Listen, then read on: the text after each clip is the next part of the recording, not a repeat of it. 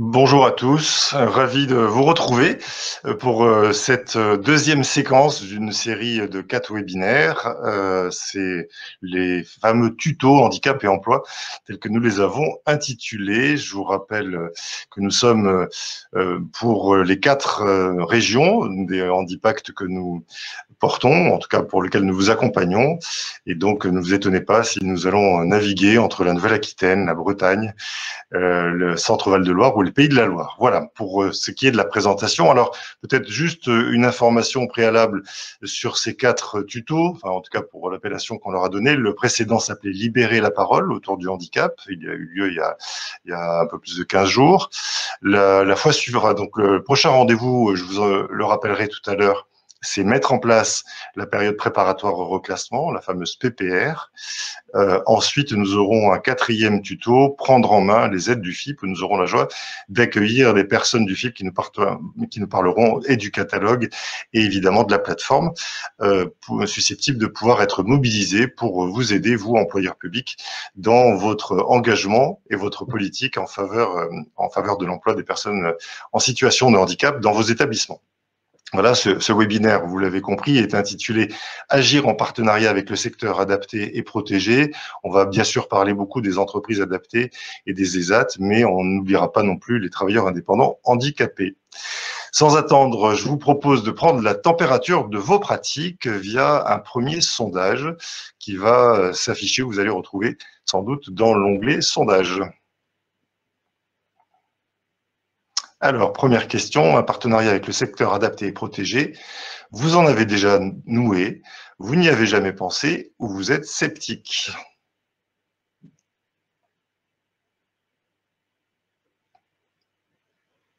Alors, les premiers à répondre sont ceux qui ont visiblement une belle pratique, déjà 95%, 21%, mais ça vient tout doucement. Vous n'y avez jamais pensé, eh bien, quelques-uns quand même ont le courage d'annoncer que ça n'est pas encore la pratique dans leur établissement. Et évidemment, vous avez compris que vous n'aviez la possibilité que de répondre à une seule des questions. Voilà, vous êtes 89%, voilà, une quarantaine à avoir déjà répondu. Pour ceux qui chercheraient encore où se trouve le sondage, ben vous avez l'onglet dont vous a parlé tout à l'heure Emeline dans la présentation. Alors, sur je vous propose maintenant de partir sur un deuxième sondage pour savoir, non pas si vous en avez déjà fait, mais quelles sont vos pratiques du secteur adapté et protégé. Ce deuxième sondage est déjà en train de s'afficher. Pour un établissement public, un partenariat avec le secteur adapté et protégé permet essentiellement de réduire sa contribution auprès du FIP, de faire entretenir ses espaces verts, passer commande de ramettes de papier par exemple, d'externaliser des fonctions non centrales ou d'identifier et de professionnaliser des futurs recrues. À vous de jouer, et vous avez encore une fois une seule réponse possible. Évidemment, c'est très frustrant, mais c'était volontaire. Alors, frustrant pourquoi? Parce qu'il y a évidemment plusieurs réponses. Alors, vous êtes pour le moment légèrement, non, vous êtes en fait extrêmement bien équilibré, à peu de choses près sur ces 4. C'est évidemment votre choix prioritaire qui était mis en avant dans ce sondage. Alors, ce webinaire, il est justement conçu pour mieux comprendre comment le secteur adapté et protégé peut nous apporter de multiples services, à condition, bien sûr, de nouer des partenariats solides avec lui.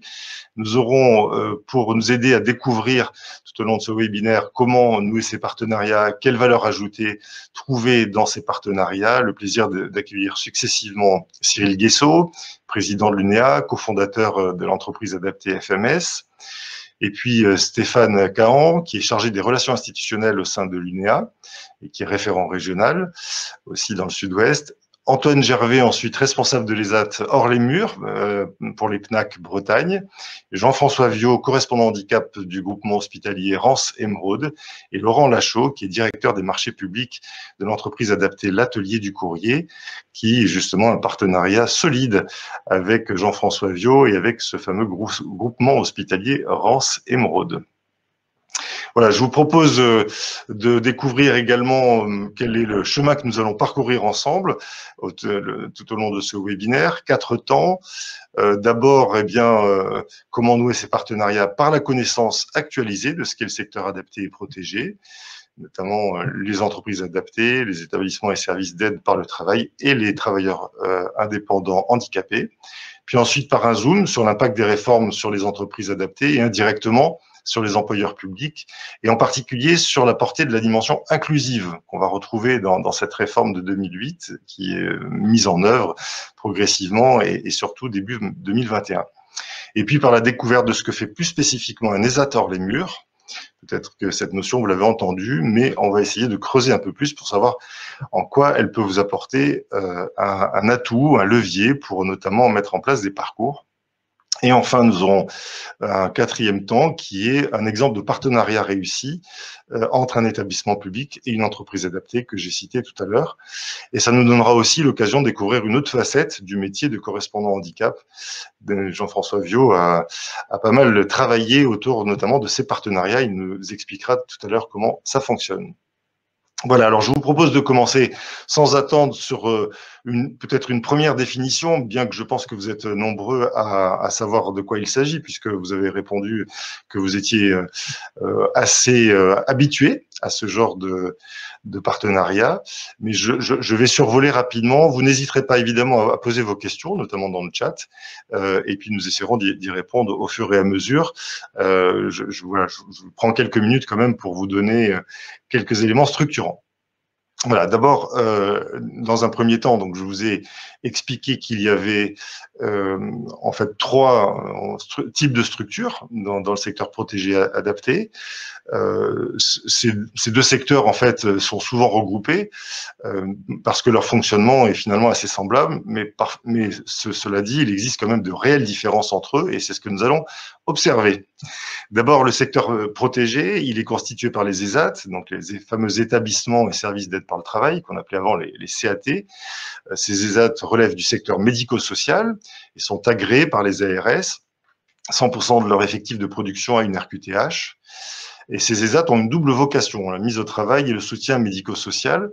Ils peuvent être privés ou publics, et puis ils présentent chaque année un rapport de leur action en faveur des personnes handicapées accueillies. Et leur ouverture est autorisée par arrêté du préfet qui fixe le nombre de places. Du coup, les ESAT relèvent bien pour l'essentiel du Code de l'action sociale et des familles, mais également du Code du travail en ce qui concerne l'hygiène, la sécurité et la médecine du travail. Pour les ESAT, les personnes handicapées qui y travaillent sont des usagers. Le salaire, on va plutôt dire l'indemnité, est de 55 à 110% du SMIC. On entre aussi dans un ESAT via une orientation de la MDPH, orientation en secteur protégé, et les articles qui font référence à la manière dont les ESAT travaillent ressortent du Code de l'action sociale et des familles. Pour ceux qui sont des amateurs, on va dire, des textes de loi, c'est l'article L313.1 et l'article L313.9 du Code de l'action sociale qui fait référence à ça. Je fais relativement vite, il y a évidemment plein de choses à dire, mais je préfère être synthétique dans la manière de pouvoir présenter ces structures que vous connaissez par ailleurs sans doute. Alors, le secteur adapté, lui, il est constitué par les entreprises adaptées, qu'on appelait avant les ateliers protégés, et les fameux travailleurs indépendants handicapés qui relèvent tous deux du milieu ordinaire. Les entreprises adaptées sont agréées, contrôlées par les directs. Elles emploient au minimum 55% de leur effectif total en situation de handicap. Quant aux travailleurs indépendants handicapés, ils sont autour de 71 000 en France au dernier recensement. Et ils interviennent aussi sur des activités ou des services très divers. On va les découvrir tout à l'heure. Peut-être juste un mot pour dire ce qui distingue les EA et les ESAT. Pourquoi 2 types de structures? Justement parce qu'il y a quand même des vraies différences. D'abord, l'entreprise, le A est une entreprise classique et l'ESAT est un établissement médico-social, on l'a dit tout à l'heure. Bon. Du coup, les EA les entreprises adaptées ont des salariés, tandis que les autres accueillent des usagers. Ça aussi, on l'avait dit. Les uns dépendent du Code du travail, les autres du Code de l'action sociale. Très bien, je le redis. Et évidemment, ce que cela signifie, c'est qu'on va retrouver des profils assez différents des personnes accueillies. Naturellement, évidemment, moins éloignés dans un emploi ordinaire pour les entreprises adaptées. Et en revanche, cumulant plus de difficultés en règle générale pour les ESAT, mais en même temps, il peut y avoir des parcours qui sont pas aussi linéaires que ça. On était encore la semaine dernière en colloque avec le FIP dans le cadre des 15 ans du FIP et notamment de leur démarche Cap Apprentissage. Et en fait, on s'est rendu compte qu'il y avait une personne qui était en apprentissage et qui avait été passée par Pôle Emploi, Cap Emploi, et puis ensuite un CRP, et puis ensuite un ESAT, jusqu'à ce que les ESAT disent mais vous relevez pas de chez nous. Et puis finalement, cette personne est repartie. Aujourd'hui, un contrat d'apprentissage et même un double contrat d'apprentissage qui se passe avec succès. Voilà. Donc, si vous cherchez de temps en temps des rapprochements, ben, le rapprochement, c'est que le parcours, il peut aussi se faire d'ailleurs d'un côté comme dans un autre. Alors, pour une entreprise adaptée, l'essentiel de ses revenus est constitué par la vente de ses produits et services. On estime en moyenne à peu près à 72%. Enfin voilà, quand on regarde en analysant plus exactement l'ensemble des entreprises adaptées. Pour les ESAT, ce n'est que de 20%. Alors, je vous disais tout à l'heure quels sont les secteurs d'activité ou les familles de métiers dans lesquels on peut retrouver ces entreprises adaptées ou ces ESAT, ou d'ailleurs même parfois aussi les travailleurs indépendants handicapés. Retenons que nous les retrouvons globalement sur 5 grands secteurs d'activité. Pour la majorité d'entre eux, évidemment, mais il peut y en avoir d'autres. Alors, premier secteur d'activité, il faudrait peut-être juste passer la slide suivante. Voilà, le premier secteur d'activité, c'est l'industrie. Donc, on va trouver dans l'industrie la production, la sous-traitance industrielle, le textile, l'ameublement, l'artisanat d'art, la menuiserie. Vous voyez, c'est assez important. On est loin un peu du cliché de la ramette de papier. Et c'est important qu'on se dise, en fait, que ces entreprises adaptées, je vous avais vu tout à l'heure afficher le nombre de structures, entreprises adaptées ou ESAT, sont en fait sur de très nombreux secteurs d'activité. Donc, vous avez la capacité de les mobiliser sur bien d'autres choses que le nettoyage des vêtements, les espaces verts, enfin les activités la plupart du temps les plus classiques. Mais on les retrouve évidemment aussi dans l'environnement, espaces verts que je viens de citer, l'éco-bâtiment, les énergies ou énergies renouvelables, la collecte, le traitement, le recyclage des déchets. On les retrouve dans l'alimentation, dans la production agroalimentaire notamment, et beaucoup dans la restauration. Et puis dans les services de type blanchisserie, bâtiments, travaux publics, commerce, distribution, conciergerie, nettoyage et hygiène des locaux, réparation, dépannage, services après-vente, transport, logistique, conditionnement. Bref, je pense que la liste n'est pas exhaustive, mais vous voyez, les services sont assez nombreux dans ces structures relevant du secteur adapté et protégé. Et enfin, ne l'oubliez pas, car c'est un secteur qui se développe de plus en plus dans les technologies de l'informatique et de la communication ou de l'information, gestion, administration, informatique, impression, communication, événementielle, mise à disposition de personnel, prestations intellectuelles, voilà, pour le recensement qui est assez large, vous l'avez vu, et je pense qu'il y a encore un certain nombre de secteurs qui, petit à petit, se structurent, se mettent en place. Pour votre information, au sein de l'UNEA, il y a en fait 10 familles de métiers qui sont réunies et qui travaillent ensemble justement pour professionnaliser encore un peu plus leur activité. Alors, nous avons vu ce qu'ils sont, ce qu'ils font. Je vous propose maintenant de découvrir les bonnes raisons de faire appel à eux. Vous voyez apparaître sur cette slide une première réponse. D'abord parce que ces structures se sont beaucoup professionnalisées, comme je l'évoquais, ces dernières années, notamment grâce à leur tête de réseau. Alors l'UNEA, Union nationale des entreprises adaptées, et GESAT, ça c'est pour les entreprises adaptées, et GESAT bien sûr pour les établissements et services d'aide au travail. Et puis ça se voit parce que dans un sondage qui avait été réalisé par le GESAT sur son observatoire auprès des clients, je crois que c'était en 2018, 94% des clients se disaient satisfaits ou très satisfaits. Ça veut dire qu'aujourd'hui, la montée en puissance des EA et des ESAT, c'est pas uniquement en nombre, c'est en qualité du travail. Ça, c'est le premier argument qu'on pourrait évidemment trouver pour faire appel à eux. Et vous n'avez évidemment pas laissé échapper le deuxième argument, c'est parce que ça contribue à vous permettre d'honorer votre obligation d'emploi des travailleurs handicapés. Et nous allons justement voir comment. Alors, sur la slide suivante, vous avez un tableau un petit peu compliqué. Je vais vous en donner quelques éléments un peu structurants. Depuis la loi du 5 septembre 2018 pour la liberté de choisir son avenir professionnel, qui réforme donc l'obligation d'emploi des personnes en situation de handicap, ce qui peut être déduit de la contribution au FIP est analogue par rapport au régime des entreprises privées. Je ne vais pas rentrer trop dans le détail, mais globalement, à un moment donné, c'était plus favorable pour les établissements publics. Aujourd'hui, ce qui est pris en compte, eh bien, c'est les coûts inhérents au travail. Donc, la partie bleue que vous voyez sur votre schéma et qui sont réalisés par les salariés ou les usagers, que ce soit de l'entreprise adaptée ou des ESAT. Ce tableau montre, par exemple, que sont exclus de l'assiette de calcul tout ce qui va concerner les frais de vente, de commercialisation, les consommations intermédiaires, les coûts de sous-traitance et les coûts de matières premières des produits et des matériaux. Une fois qu'on a calculé ce qui est en bleu, c'est-à-dire cette nouvelle assiette, en fait, seulement 30% de ce chiffre d'affaires utile peut être déduit. Voilà, alors on va passer sur un autre tableau pour vous montrer comment ensuite vous allez, à partir de ce qui peut être déduit et qui va vous être adressé par les EA ou les ESAT, vous allez voir que il y a en fait une certaine modification depuis cette fameuse réforme qui va plus loin.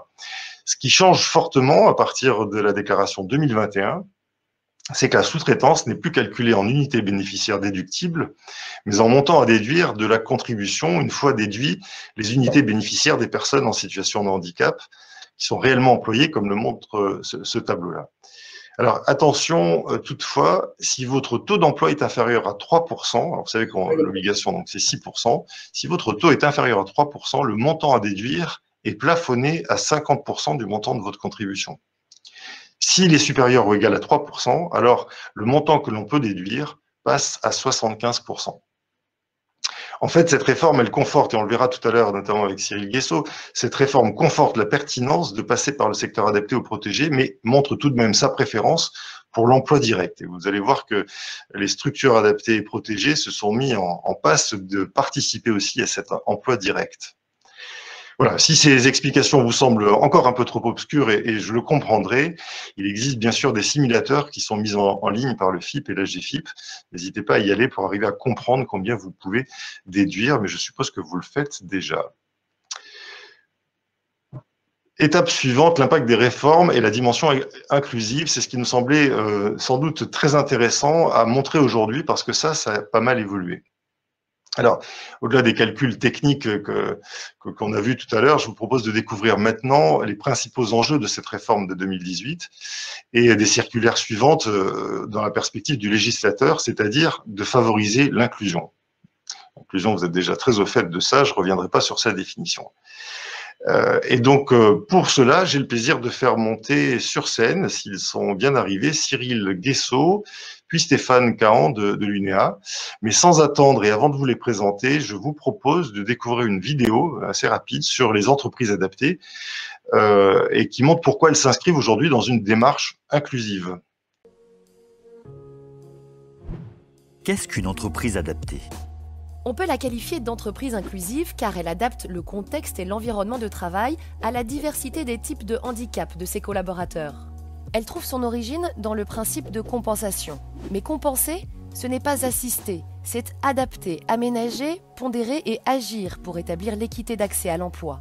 Elle permet à des salariés reconnus travailleurs handicapés de trouver un emploi, favoriser la mise en œuvre de son projet professionnel, valoriser et développer ses compétences en vue d'une évolution au sein de l'entreprise adaptée ou quand il le souhaite vers un autre employeur. Aujourd'hui, ce sont près de 800 entreprises qui se mobilisent pour apporter une réponse au défi social de l'emploi des personnes en situation de handicap. Depuis 2019, le nouveau cadre accroît l'optique inclusive du modèle et reconnaît l'expertise des entreprises adaptées pour renforcer l'autonomie et la responsabilité des collaborateurs dans leur parcours professionnel. Les entreprises sont-elles soutenues par l'État ? Derrière les entreprises adaptées, il y a une autre idée de l'économie et des priorités humaines qui traversent notre monde. En s'engageant à employer 55% de travailleurs handicapés, elles bénéficient d'un soutien de l'État. Un système de compensation des conséquences du handicap et de financement des actions engagées pour les adaptations des contextes liés à leur emploi et à la réalisation de leurs projets professionnels. Quelles sont les démarches pour intégrer une entreprise adaptée ? Il faut au préalable être titulaire d'une reconnaissance de la qualité de travailleur handicapé, une RQTH. Le travailleur handicapé peut alors passer par Pôle emploi, Cap emploi, les missions locales ou entrer directement en contact avec l'entreprise adaptée. Quel est le statut du salarié? Le travailleur handicapé peut obtenir un CDI, un CDD, un contrat d'apprentissage ou un contrat de professionnalisation. Il bénéficie des mêmes droits et statuts que les salariés de droit commun. Et d'ici fin 2022, tout en développant la diversité des publics, l'objectif est de doubler le nombre de salariés en situation de handicap dans les entreprises adaptées et de partager leur culture et leur modèle inclusif à l'ensemble des employeurs. C'est ça, le cap vers l'entreprise inclusive.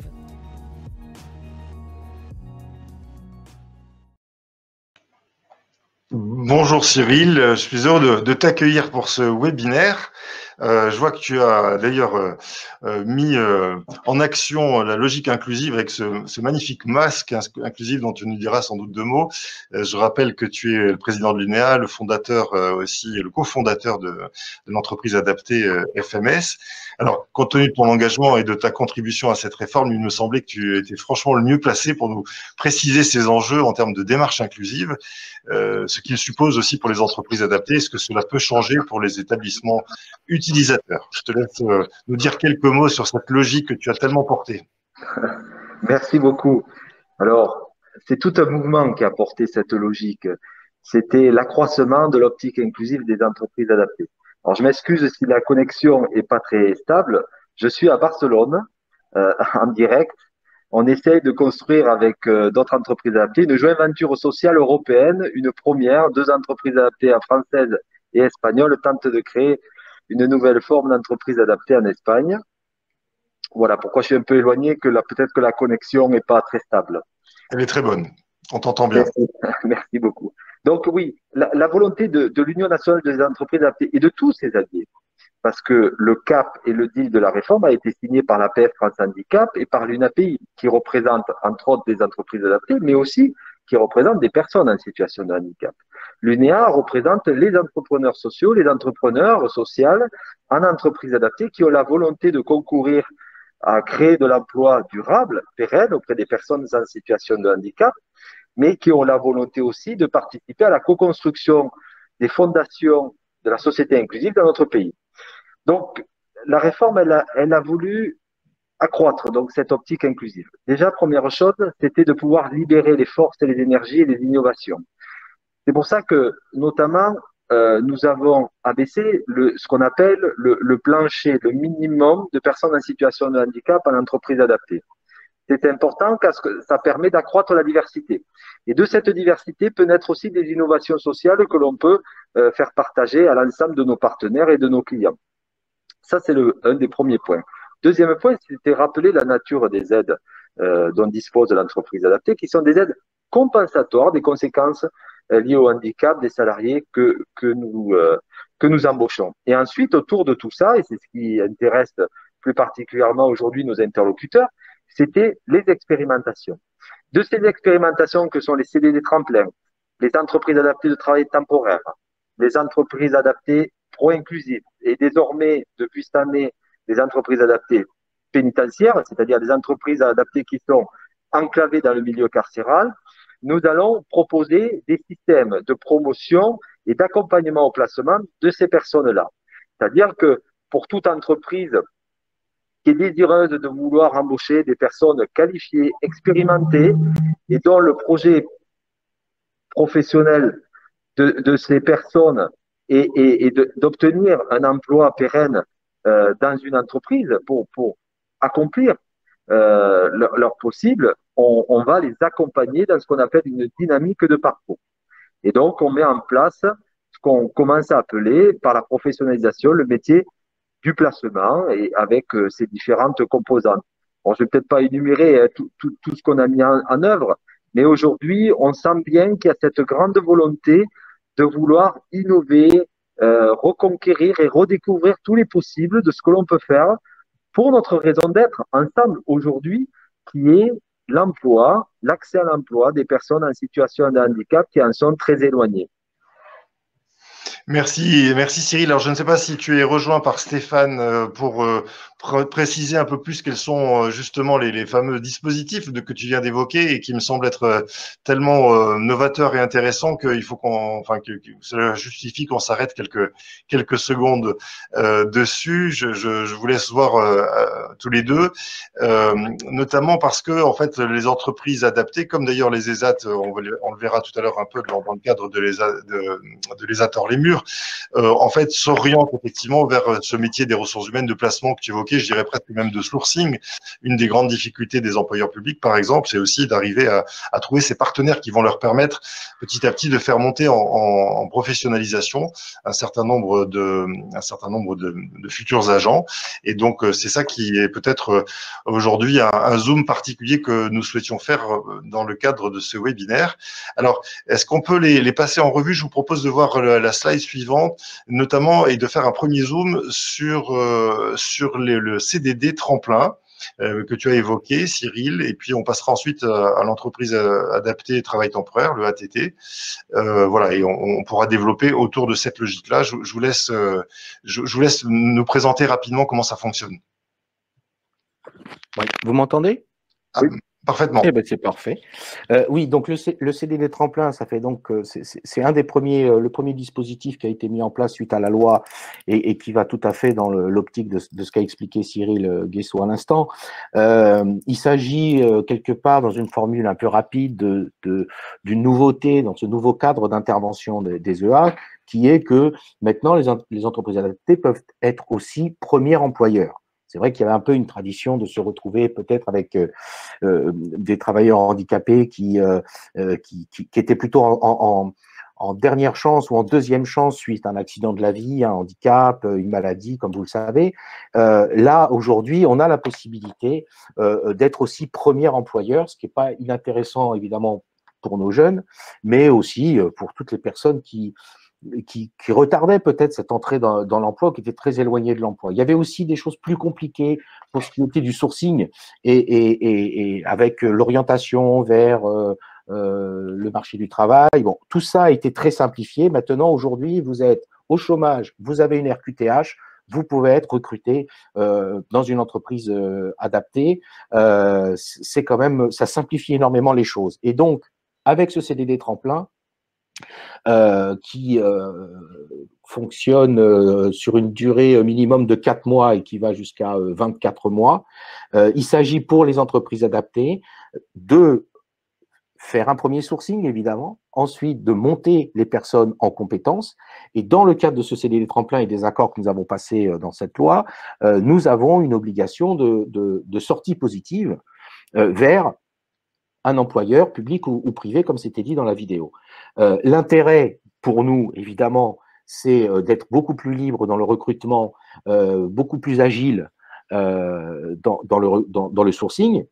Et pour les employeurs futurs, donc là, parlons plus précisément des employeurs publics, c'est aussi justement d'anticiper les choses, parce qu'évidemment, et c'est là-dessus, moi j'insisterai ce matin, c'est que si on connaît vos besoins, et vu la palette de métiers auxquels on peut former, comme vous l'avez dit en introduction, si on a le point d'arrivée et qu'on le travaille en même temps que le point de départ, eh ben c'est gagnant-gagnant. Vous pourrez le voir tout à l'heure avec le témoignage de Pamela Briand.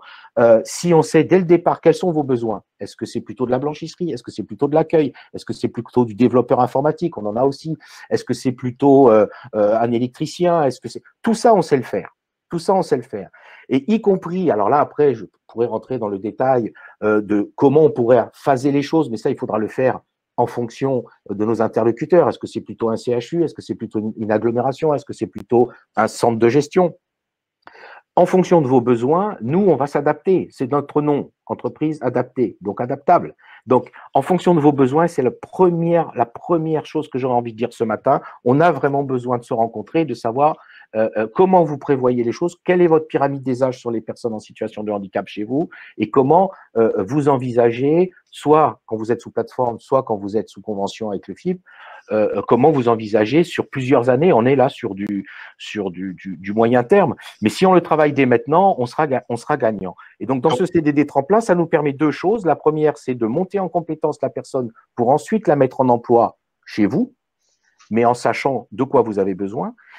Ça permet aussi de faire des prérequis pour ensuite, parce que je sais que vous avez aussi des fonds pour les apprentissages dans la fonction publique, donc l'apprentissage, vous pouvez le conserver, simplement des fois, il y a besoin sur nos publics de prérequis. Ça peut être fait aussi avec un CDD tremplin. Si je peux, juste une chose. Deux choses à préciser. Un, déjà, il faut s'imaginer que tous les métiers dans les entreprises adaptées ont beaucoup évolué. Parfois, on a un regard qui est un peu stéréotypé sur des métiers, on va dire, de première nécessité, comme habituellement le nettoyage, les espaces verts. Aujourd'hui, on peut faire du numérique, de la R&D.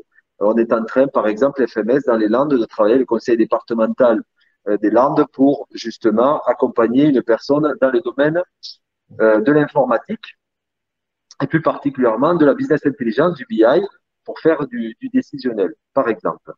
Et ce qu'on a permis à travers justement la réforme, c'est de flexibiliser. C'est-à-dire que on va pouvoir utiliser, par exemple, la mise à disposition, on va pouvoir utiliser l'intérim, c'est-à-dire qu'on va pouvoir créer les conditions d'une intégration et d'un accueil progressif qui à la fois permet à la structure accueillante de sécuriser le parcours de la personne. Parce que, on le sait bien, le handicap, qu'est-ce que c'est? Il résulte d'une part d'une déficience avérée, quelle qu'elle soit, qui relève du dossier médical et que personne n'a à connaître, et également d'un contexte. Et soit ce contexte favorise, soit il entrave. Et donc, il n'y a pas à culpabiliser, parce que parfois on a des difficultés. Il ne faut pas culpabiliser que le contexte soit pas assez flexible, qui permettent pas à la personne de s'exprimer pleinement. Et dans ce cas-là, il faut sécuriser le parcours de la personne et que la personne soit en capacité à rebondir au sein de l'entreprise adaptée. C'est ce qu'a voulu la notion même de l'entreprise adaptée, de renforcer cette optique-là pour sécuriser les parcours. Donc comme ça, on peut tenter des choses ensemble, bien sûr, pour réussir, mais parfois, on aura peut-être des difficultés. Dans ce cas-là, il ne faut pas buter sur ces difficultés, il faut les travailler ensemble. Donc, vous proposez des formations, vous proposez évidemment plusieurs typologies, mais aussi avoir cette capacité à réintégrer dans l'entreprise adaptée la personne si ça ne fonctionne pas. Merci, super Cyril et Stéphane. Stéphane Caron, j'ai dû oublier de vous présenter, enfin je l'avais fait au tout début, mais vous êtes responsable des relations institutionnelles et de la communication au sein de l'UNEA et donc vous connaissez bien tous ces sujets. Juste revenir un tout petit peu sur le CDD tremplin, si j'ai bien compris, donc le raisonnement, il y a en fait deux usages possibles de l'entreprise adaptée à ce stade, on verra qu'il y en a pas mal d'autres. Le premier, c'est d'utiliser l'entreprise adaptée comme un lieu de professionnalisation. Le CDD tremplin, c'est en fait marquer finalement le parcours d'une personne, ou en tout cas y contribuer à partir de votre demande initiale, et puis effectivement cette personne-là va se professionnaliser au sein de l'entreprise, enfin au sein de l'entreprise adaptée, mais dans le cadre du contrat du CDD tremplin. Peut-être Cyril, on dit deux mots, je ne sais pas si c'est encore beaucoup d'usage aujourd'hui, mais je me souviens qu'on en avait beaucoup parlé lors des congrès qu'on avait menés à l'UNEA, ces fameux groupements d'employeurs qui permettent aussi un switch avec par exemple un grand donneur d'ordre, comme c'était le cas d'Airbus, et puis un prestataire principal, CGI, qui utilisait les services d'une entreprise adaptée, qui du coup, avec une université, avec une école, en fait, avait la possibilité de voir cette personne évoluer, être formée, être accompagnée par l'entreprise adaptée, et en même temps être mise à disposition, entre guillemets, du donneur d'ordre, et tout ça sous la coupe, entre guillemets, du prestataire principal. Voilà, c'est ça tout à fait. Et ça, on l'a même modélisé pour essayer de le rendre très fluide et très accessible. Aujourd'hui, basé fort sur ces expériences-là, c'est-à-dire des notions même d'enclave avec des mises à disposition ou des prestations de services, et d'ailleurs avec les opérateurs publics, dans le cadre de certaines prestations de services qui sont sous-traitées auprès des entreprises adaptées, les marchés publics avec des lots réservés permettent de travailler, de collaborer avec les entreprises adaptées, donc mieux les connaître, et pourquoi pas avoir aussi des missions in situ, c'est-à-dire sur site. Aujourd'hui, ce qu'on peut faire, par exemple, avec les EATT, les entreprises adaptées de travail temporaire, dont il s'en crée de plus en plus, soit par une ou plusieurs entreprises adaptées qui s'associent, mais aussi ce qu'on appelle des joint ventures sociales, des grands donneurs d'ordre qui s'associent avec des entreprises adaptées comme ADECO, comme Manpower, Synergie, etc., et bien d'autres, qui peuvent, notamment je pense à la marque Cliff aussi, qui peuvent désormais opérer. Et par exemple, sur l'apprentissage, aujourd'hui, on peut porter des apprentis en situation de handicap, par exemple dans l'informatique, à travers l'intérim. C'est tout à fait possible. Et donc, ce qui permet de flexibiliser et de permettre l'intervention de l'entreprise adaptée pour justement moduler, accommoder, ajuster et accompagner la flexibilisation des contextes et permettre une pleine réussite de l'apprentissage ou même de la mission de la personne en vue de son recrutement ou pas d'ailleurs, parce qu'il n'y a pas d'obligation. Il faut juste qu'on ait cette volonté réciproque à tenter de redécouvrir tous les possibles et de créer les conditions de l'emploi. Alors, je vous propose, puisque tu viens déjà d'y entrer dedans, Cyril, de faire un zoom sur les entreprises adaptées de travail temporaire. Comment cela fonctionne-t-il? Est-ce que le secteur public est peut-être intéressé aussi par ce dispositif? Qui veut prendre la parole? Peut-être Stéphane? Oui, donc l'entreprise adaptée, qui est le deuxième dispositif, la deuxième expérimentation de la loi qui redéfinit le cadre d'intervention des EA. Juste pour fanfaronner un petit peu, on a eu les derniers textes en juillet de l'année dernière et quelques mois plus tard, c'est-à-dire en décembre, il y en avait déjà 6 qui étaient agréés et qui étaient en état de fonctionner. Donc, c'est dire à quel point on attendait ce dispositif et qu'on avait les pieds dans les starting blocks. Donc, le ATT, c'est une agence de travail temporaire, mais qu'on soit bien clair, de droit commun, comme toujours ce que veulent les entreprises adaptées, c'est du droit commun. Donc, c'est une structure juridique nouvelle qui doit être créée sur un territoire avec, dans le tour de table, quand même, une entreprise adaptée, c'est obligatoire, mais ensuite, elle va fonctionner comme n'importe quelle agence de travail temporaire de droit commun. Ce qui permet évidemment, là aussi, à la fois de faire du sourcing, évidemment, de proposer aux employeurs potentiels des profils, mais aussi d'accompagner ces profils. Ça n'est pas simplement… c'est un nouveau métier pour nous, c'est le métier du placement évidemment, mais c'est un métier du placement que nous allons aborder d'une façon évidemment avec notre savoir-faire. Hein. Donc autant sur l'intérim, on peut peut-être avoir besoin de travailler en concertation avec des acteurs déjà présents, mais par contre sur le handicap, sur l'accompagnement, sur la montée en compétences, sur comment ça s'appelle, l'intégration d'une personne, même si c'est du travail temporaire, c'est notre savoir-faire qu'on va valoriser, qu'on va essayer de mettre en place. Donc, c'est du droit commun, mais avec un plus, évidemment, que nous apportons dans ces EATT. Oui. À peu près, en Bretagne, vous en avez une qui vient de démarrer. Il va y en avoir un petit peu partout. Le sud aquitain va être couvert. Vous en avez du côté de Poitiers. Vous en avez une en Île-de-France. C'est en train d'aller très très vite en fait. Oui. Je me permets juste un petit propos. L'EATT permet, elle, de bénéficier dans le cadre de la nouvelle formule du calcul de l'obligation d'emploi des travailleurs handicapés OTH, l'équivalence d'une unité bénéficiaire directe, hein, alors qu'aujourd'hui, avec la réforme, les entreprises adaptées concourent à diminuer la dépense hein, de la contribution FIPHFP ou AGFI.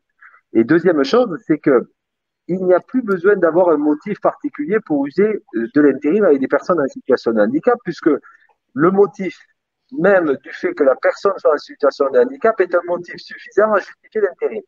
Et l'intérim est un formidable vecteur et outil législatif, légal, de droit commun, qui permet pleinement de satisfaire à l'intégration des personnes handicapées. Donc c'est vraiment un outil très intéressant de droit commun, totalement, et qui permet en toute équité d'accompagner des parcours et là, pour le coup, de flexibiliser l'intervention des entreprises adaptées au sein même des entreprises classiques ou des structures publiques qui font appel à l'intérim.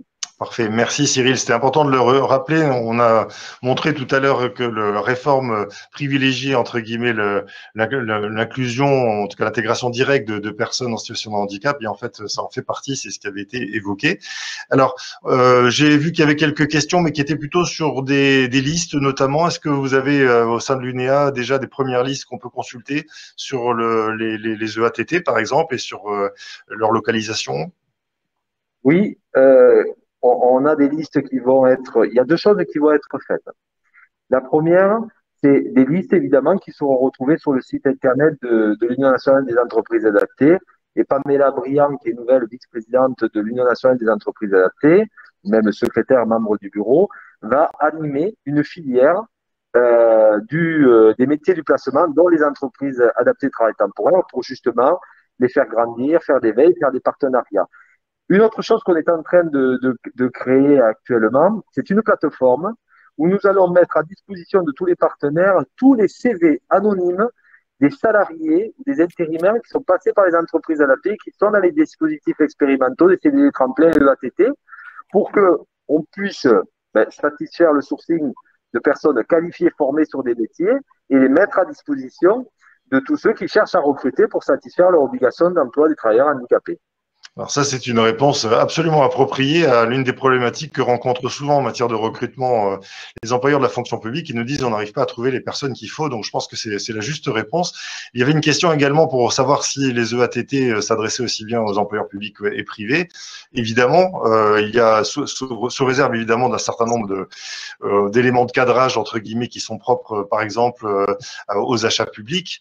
Mais hormis, on va dire, ce cadre qui est plutôt l'enveloppe dans lequel peut se traduire le travail temporaire, il n'est pas du tout interdit aujourd'hui à une collectivité locale, à un hôpital, évidemment, de faire appel à du travail temporaire, évidemment sans que les personnes soient sous le statut d'agent.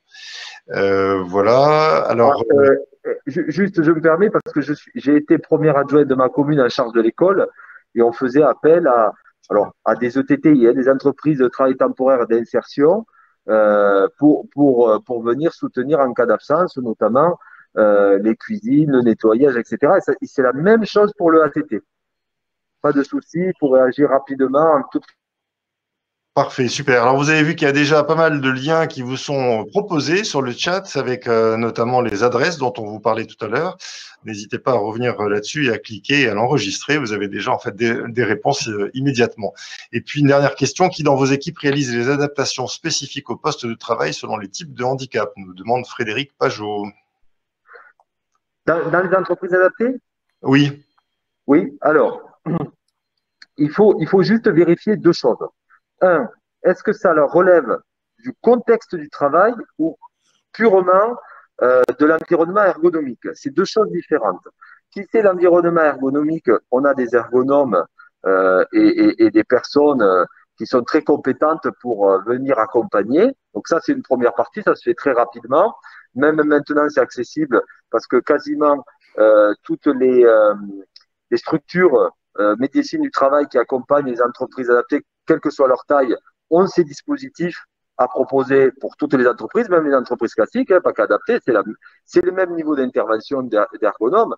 Après, si vous voulez, ce qui se passe dans les entreprises adaptées, comme je l'ai dit dans la définition du handicap, en fait, nous flexibilisons le contexte. Mais c'est carrément un contexte systémique, c'est-à-dire que nous faisons ce qu'on appelle du business process reengineering, c'est-à-dire que nous faisons de la refonte de processus, nous taillons des jobs sur mesure. Et donc, quand nous avons à intervenir, par exemple, dans l'entreprise adaptée, eh bien, ça peut être les managers, mais aussi l'urbaniste en système d'information qui va venir revoir les contextes pour tailler sur mesure. Qu'est-ce que ça veut dire? Dans des entreprises classiques où vous avez des personnes qui sont autonomes, qualifiées, très compétentes, elles vont pouvoir faire un processus et le couvrir de A à Z conformément à la fiche de poste. Dans les entreprises adaptées, quand on intègre quelqu'un qui commence, c'est-à-dire qu'il n'a pas de qualification au regard de l'emploi qu'il occupe, on va restreindre les interventions dans son processus. Il va démarrer, par exemple, pour faire une tâche, une monotâche. Et puis petit à petit, il va étendre soit verticalement, soit horizontalement. Et ça, c'est à la fois celui qui pense le système d'information, c'est-à-dire le processus qui est important pour faire son métier, et à la fois le manager qui va venir accompagner. Et donc, les interventions sont duales, mais elles peuvent aussi être accompagnées des ergonomes, parce qu'il peut y avoir, en plus du contexte liés au métier d'entreprise des besoins en termes d'ergonomie. Parfait, merci. On avait une question sur la Bretagne, mais je pense que vous avez trouvé sur les listes qui vous étaient envoyées votre réponse. Peut-on connaître le ATT de Bretagne? Effectivement, il y a, je crois, un groupement qui s'est mis en place avec plusieurs entreprises adaptées, c'est ça? Oui, c'est Up Interim. Ouais. Voilà, dont la directrice, elle est extraordinaire. En plus, elle est à la fois l'une des directrices, elle a été l'une des directrices des plus grandes entreprises adaptées de Bretagne et elle était passée par l'intérim. Donc, elle connaît bien le métier et c'est elle qui nous a accompagnés à co-construire la loi. Donc, je ne peux que vous inviter à aller rencontrer Julia Baronne, Up Interim, de ma part. Allez-y, elle sera ravie de vous recevoir. Et incitez-la à faire de l'apprentissage en intérim. Si vous cherchez à faire de l'apprentissage, je trouve le système très, très, très impactant d'apprendre, de faire de l'intérim et de bénéficier de toute l'expérience de l'entreprise adaptée. Je pense que là, l'apprentissage en intérim, on couvre tous les sujets pour l'autonomisation des personnes handicapées. Vraiment. Parfait, merci pour ces réponses. Alors juste, on va vérifier si vous avez bien saisi, parce qu'on est allé un peu vite avec le quiz suivant que vous trouverez sur le sondage. Avec l'entreprise adaptée, vous pouvez déduire jusqu'à 50% du montant de votre contribution, avoir des compétences mises à disposition, bâtir un parcours professionnalisant ou qualifiant, bénéficier d'un abonnement TV gratuit pendant 6 mois et vous avez cette fois-ci des réponses multiples. Attention, il y a des pièges.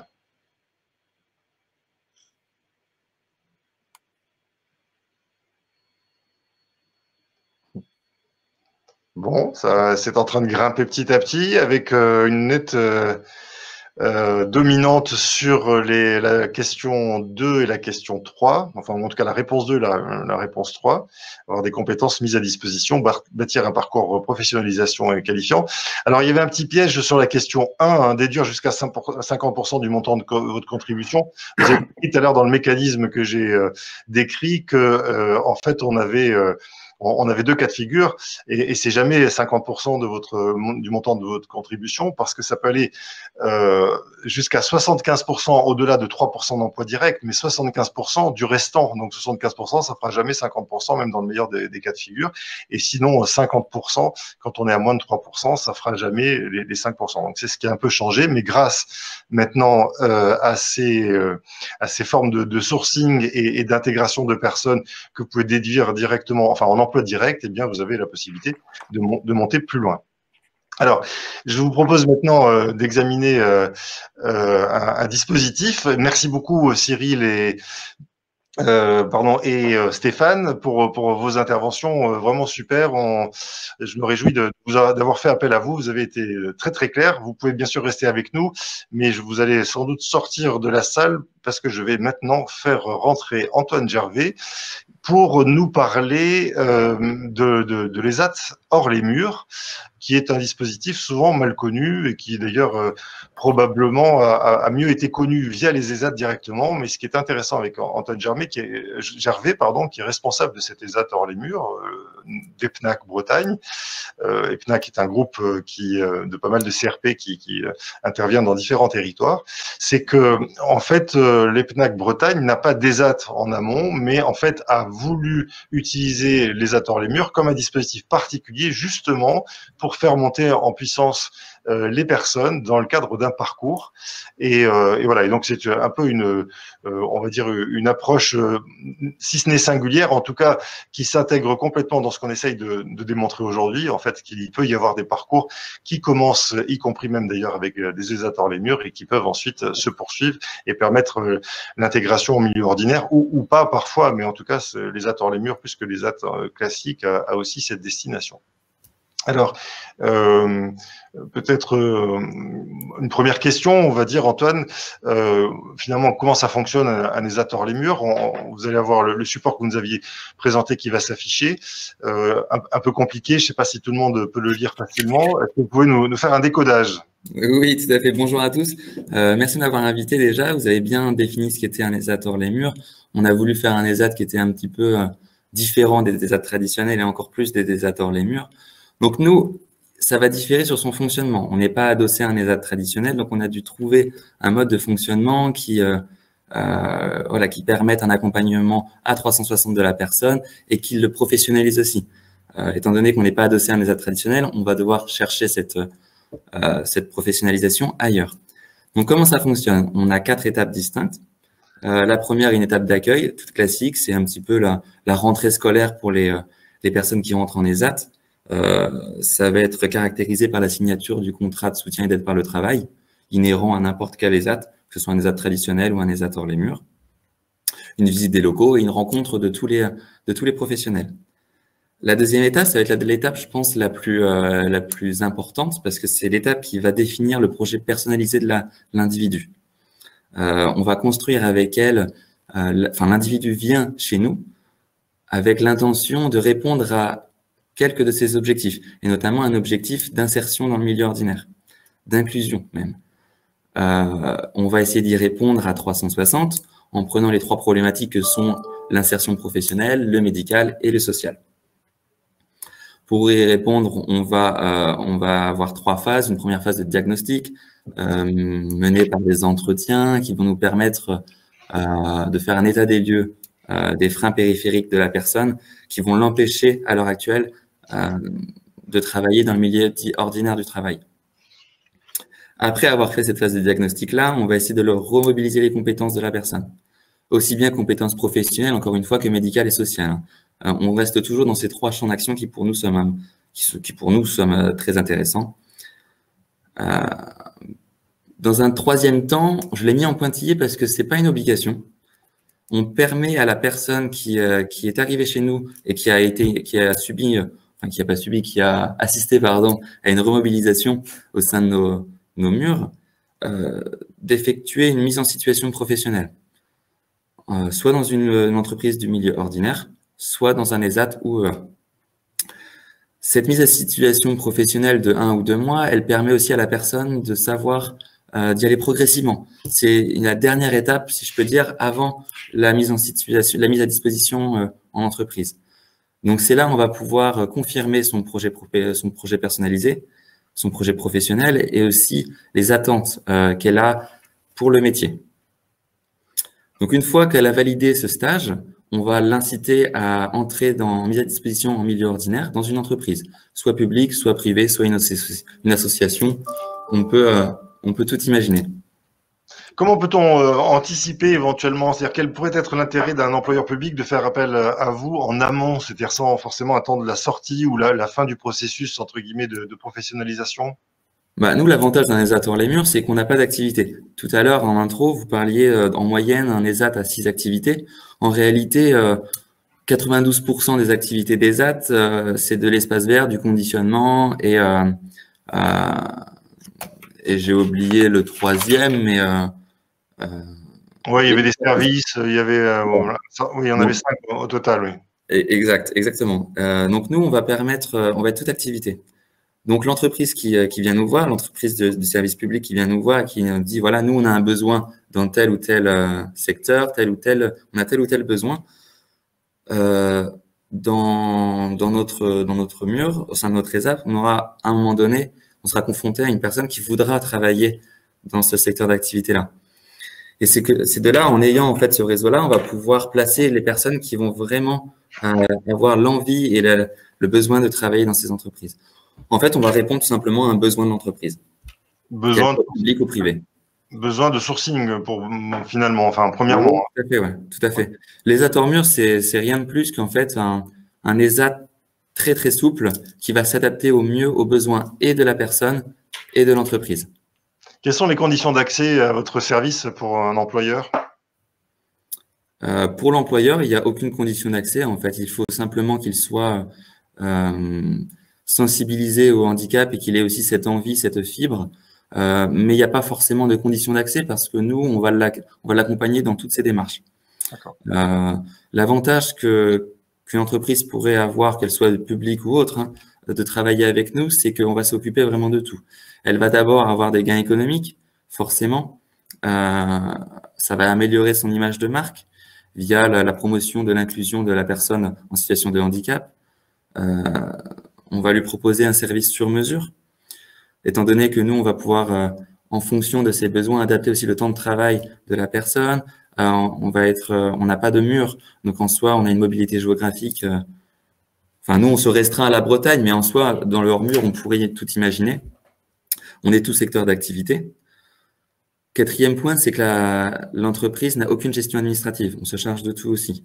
C'est nous qui faisons le contrat. C'est comme une entreprise d'intérim. Donc, en fait, on a un contrat tripartite entre nous, l'entreprise, en accord avec l'usager. Donc, derrière, on va s'occuper de ses congés, de sa rémunération, etc. Et enfin, on va lui proposer un accompagnement personnalisé. On est conscient que toutes les entreprises ne sont pas sensibilisées au handicap. Nous, c'est notre métier, donc on va essayer de sensibiliser les entreprises au handicap, adapter le poste de travail et l'aider via notre équipe pluridisciplinaire. Alors, il y a plusieurs questions, Antoine, sur lesquelles on va essayer d'avoir des réponses un peu plus précises pour lever quelques ambiguïtés. D'abord, la dernière, Cécilia Combe nous dit: un ESAT hors les murs ne fait que de la mise à disposition de salariés. Oui. Point d'interrogation. Alors non, on a possibilité de faire des prestations de services, mais l'objectif même, c'est quand même une mise à disposition en entreprise du milieu ordinaire. Pourquoi? Parce que nous, déjà, on est un établissement public, donc on veut répondre à un besoin aussi bien des usagers que des entreprises. Et les usagers ont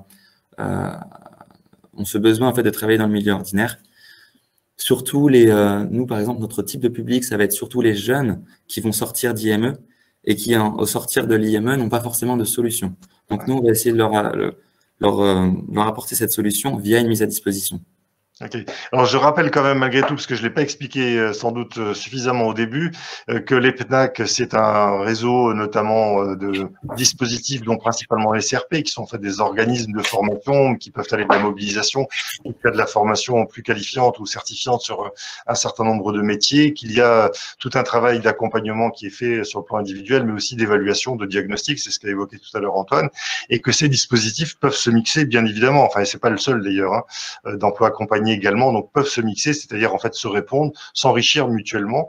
Ça, c'est quelque chose qu'il fallait préciser.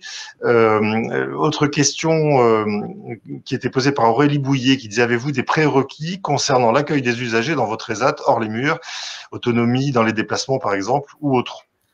Alors, il est vrai que nous, on n'a pas pour objectif de remplacer les ESAT traditionnels. On veut vraiment être une complémentarité auprès de ces ESAT-là. Donc forcément, s'il y a des personnes qui sont en ESAT traditionnel, c'est qu'ils ne pourraient pas forcément être en ESAT hors les murs. Donc il y a quand même des prérequis en termes d'autonomie. Nous, on accueille tout type de personnes qui a cette volonté-là. Derrière, on va faire des diagnostics qui vont établir si la personne va être assez autonome pour rentrer dans le milieu ordinaire. On va l'accompagner, mais forcément, on aura des prérequis en termes d'autonomie. Cette autonomie-là pourrait intervenir sur tous les champs, hein. Comme j'ai dit, le médico-social, on n'est pas que sur l'autonomie financière, pas que sur l'autonomie des transports. On est sur tout type d'autonomie. Mais on répond à tout type de déficience également. Donc oui, il y a des prérequis en termes d'autonomie quand même. Ok, alors il y avait une question de Kevin Blondeau. Dans le cadre de nos marchés publics hors contexte du marché réservé, le fait de recourir à une entreprise adaptée ou à un ESAT en sous-traitance permet-il une valorisation au titre de la contribution FIP? Oui, alors évidemment, on l'a évoqué tout à l'heure pour les entreprises adaptées, hein, vous avez compris le mécanisme, c'est-à-dire que vous avez d'une part de la sous-traitance quand il s'agit moins de sourcing, enfin on va dire de personnes que vous valorisez, on va dire on appelle ça comment, en inclusion interne, enfin, et pas uniquement en sous-traitance. Je suppose que c'est peut-être la même chose pour les ESAT hors les murs, il faut le voir. Et puis, évidemment, il y a aussi la sous-traitance plus classique qu'on valorise dans la déclaration qu'on fait au FIP. Antoine, pour les ESAT hors les murs. C'est exactement ça. On pourrait même rajouter d'autres points, mais dans ce point-là, effectivement, la réforme de 2020 a simplifié ces choses-là en parlant d'emploi direct et d'emploi indirect. La sous-traitance et la prestation de service et la mise à disposition font partie de l'emploi indirect. Donc, on participera pas aux 6% d'emploi de travailleurs handicapés. Pour autant, on va, en passant par un ESAT hors les murs, par une mise à disposition notamment, il y aura des déductions sur la contribution qui seront effectuées à hauteur en fait du pourcentage de tout un tas de calculs derrière auquel vous avez bien répondu tout à l'heure. On a possibilité de faire le calcul via le site directement. On a aussi un autre point qui peut être important au point financier, c'est l'aide à la reconnaissance de la lourdeur du handicap, auquel on n'a pas encore parlé. Mais effectivement, nous, le principe même de notre ESAT, c'est un tremplin vers le milieu ordinaire. C'est que derrière, les entreprises qui ont décidé d'employer en fait un travailleur d'ESAT en mise à disposition et que derrière, ça s'est bien passé, elle l'emploie. La GFIP en fait va permettre d'aider les entreprises qui ont embauché des travailleurs handicapés en CDD ou CDI à hauteur de exactement 11 114,25 € par an. Et ça, toute la durée de l'embauche. C'est vraiment c'est une demande à faire tous les ans. Ça fait partie des aides aussi financières. Un dispositif complémentaire. Donc effectivement, l'ESAT ne déclenche pas de l'emploi direct dans la déclaration, contrairement à le ATT qu'on a évoqué tout à l'heure, mais en revanche permet, enfin il y a une forte incitation financée par le FIP et la GFIP de pouvoir embaucher des personnes qui sortiraient directement de ce dispositif. Et merci pour ces précisions. Antoine, c'était extrêmement intéressant. Je vous propose maintenant de découvrir quel type de partenariat et comment se bâtit un partenariat entre EA, ESAT et employeurs publics. Alors, avec la présence non pas d'un tandem, puisque j'ai cru comprendre que Laurent Lachaud avait des difficultés pour se connecter, mais avec Jean-François Viau, qui va nous expliquer comment ce partenariat avec l'atelier du courrier, puisqu'il s'agit de cette entreprise adaptée, s'est mis en œuvre. Je crois que nous avons peut-être une vidéo. Est-ce que on me confirme qu'on peut envoyer une vidéo pour comme ça présenter l'atelier du courrier? Un peu plus d'1 an après son lancement, l'atelier du courrier vient d'être inauguré à Lavaux. Ici, on collecte, on met sous pli, on affranchit et on distribue du courrier. Une trentaine de clients fait déjà confiance à cette entreprise adaptée. Ici, 9 personnes ont été recrutées. Pour Marilène, qui souffre du dos et de fibromyalgie, la polyvalence des tâches a permis sa réinsertion professionnelle en octobre dernier. Comme ça, je peux me permettre de changer de poste. Quand j'ai besoin de m'asseoir, je me mets au poste d'étiquette. Quand j'ai besoin d'être debout, je me remets à la machine à affranchir. Le matin, j'ai une tournée, donc je prends un véhicule en boîte automatique, puis voilà, je fais ma tournée et puis c'est parfait. Touraya est sourde et souffre d'une épaule après un accident. Aurélie est malentendante. Quel que soit son handicap, l'équipe reste soudée. Bienveillant, très convivial. On a nos supérieurs qui sont très à l'écoute, qui se soucient de nous, déjà pour améliorer au mieux certains postes de travail. Franchement, c'est une super équipe. Une équipe qui prend en charge de A à Z le courrier d'une entreprise ou institution. La société de métallurgie C10 a été le premier client local, séduite par le volet solidaire de cette prestation. Ils prennent le courrier envoyé l'après-midi et le matin, ils viennent apporter notre courrier trié par service, par interlocuteur. En mutualisant les lettres, l'atelier du courrier envoie en gros et donc moins cher. En fait, notre métier, c'est de faire de la massification de courrier. Donc la massification de courrier, ça veut dire qu'on va préparer le courrier pour pouvoir organiser un lot de courrier pour le donner à la poste. Et donc à l'affranchissement, par exemple, pour une lettre verte à 0,80 centimes, nous on va payer 0,580 à la poste, ce qui fait une différence de 22 centimes. Et on va se répartir les 22 centimes entre le client et nous. Nous, ce qu'on va garder, ça va nous permettre de financer nos emplois, d'insérer des personnes, de les former et bien sûr de payer nos charges. C'est effectivement un gain financier, mais c'est aussi un gros gain de temps. Et nous avions beaucoup de mal à attribuer cette fonction de traitement du courrier à un personnel déjà en place. Et donc, en l'occurrence, nous avons vraiment tout gagné à le déléguer à l'atelier du courrier. Avec le développement de certaines missions, comme la distribution, l'atelier du courrier pourrait passer à 12 voire 15 salariés, un débouché parfois salutaire pour les personnes atteintes d'un handicap. Je pense que le fait de venir travailler tous les jours, c'est un moteur et ça nous fait avancer.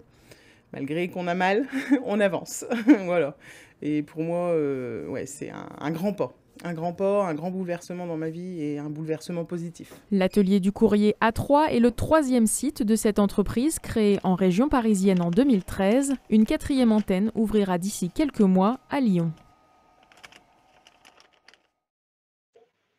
Alors, vous l'avez compris, avec cette vidéo, on présente une entreprise adaptée et avec cette entreprise adaptée, un modèle finalement plus commun, plus courant que vous avez déjà pu appréhender de sous-traitance possible. Alors là, on a choisi, parce qu'on trouvait que la vidéo était intéressante, mais il y avait d'autres exemples.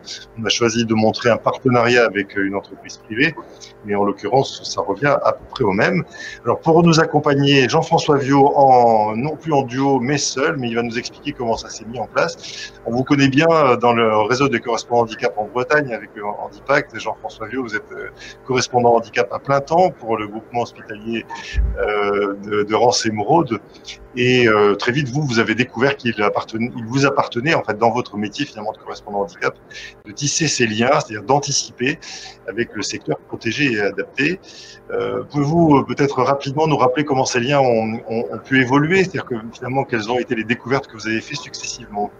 Oui, bonjour à tout le monde. Effectivement, vous l'avez précisé, c'est important. Moi, je suis correspondant handicap au sein de 3 établissements regroupés dans un groupement hospitalier de territoire représentant 3100 agents. Cette notion de réseau, à mon avis, est de meilleure connaissance, de très bonne connaissance en tout cas, entre nous. On le voit depuis quelques minutes, depuis le début du webinaire. Je crois qu'il faut bien se connaître pour pouvoir envisager des partenariats et travailler ensemble. Alors, il est vrai que moi, j'avais eu la chance de pouvoir faire une formation diplômante en 2009, avant ma prise de fonction, et d'ailleurs pouvoir faire cette formation avec des professionnels exerçant en EA et en ESAT. Donc ça facilite aussi la connaissance. Et dès ma prise de fonction, on a pris un choix très très stratégique de rencontrer et se déplacer très clairement pour rencontrer les entreprises adaptées et ESAT des bassins d'emploi, puisque je suis sur 2 bassins d'emploi distincts. Et cette meilleure connaissance a facilité à la fois la connaissance de la part des ESAT de notre fonction publique, en l'occurrence fonction publique hospitalière, de nos besoins, et puis nous des potentiels qu'on pouvait identifier. Alors classiquement et sans originalité, je pense que c'est quelque chose d'assez fréquent, on a progressivement créé des partenariats.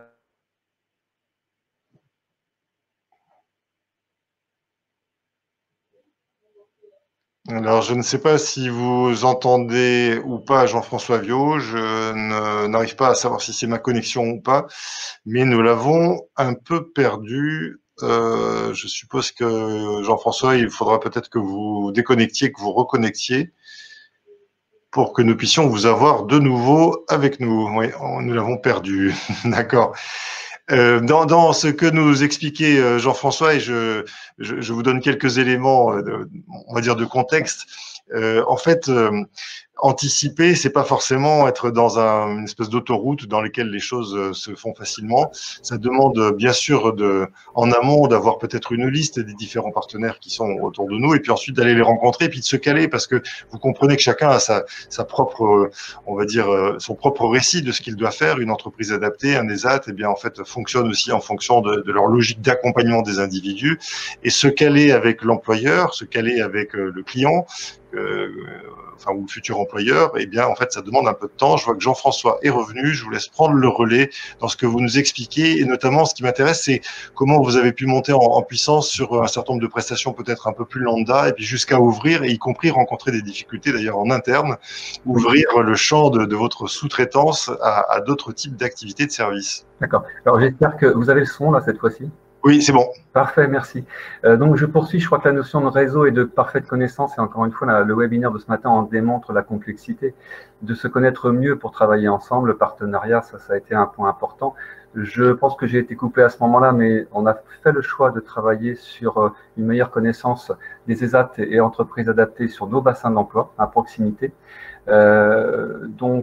Progressivement, classiquement, je crois que c'était le partenariat avec les ESAT sur les espaces verts. Alors, ce qui nécessite aussi au niveau de nos fonctions et missions de correspondants handicap, de travailler en proximité avec la DRH, puisque très concrètement, pour les employeurs avec lesquels je travaille, ça a été dans une perspective gestion prévisionnelle d'emploi de supprimer des emplois de jardiniers, puisque là, on partait en externalisation.